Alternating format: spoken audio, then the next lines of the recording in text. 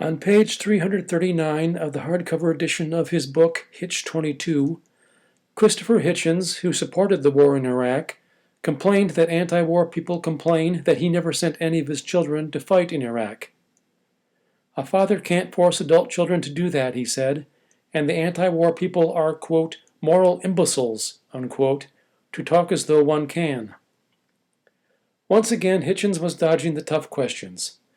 Sure, a father can't order his adult children to do something, but did Hitchens recommend to his children that they enlist? Did he tell them that would be a great thing to do? And if not, why not? And if so, what did they say in response? Did they have reasons for opposing the war that were far more logical than his reasons for supporting it? Is that why he didn't tell his readers what they said?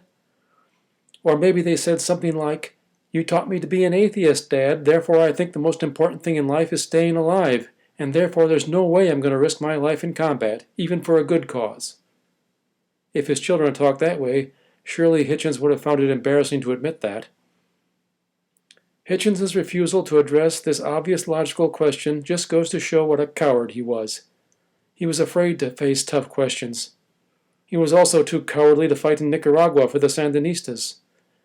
Anyone who goes back and looks at his columns in The Nation magazine in the 1980s can see that Hitchens ranted on and on about how horrible he thought Reagan's war against the Sandinistas was.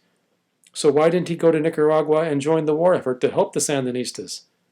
He was certainly young enough to go into combat at the time. The answer is obvious. He was just a coward. His hero George Orwell was willing to fight for what he believed in during the Spanish Civil War, but there was no way Hitchens was going to risk his life.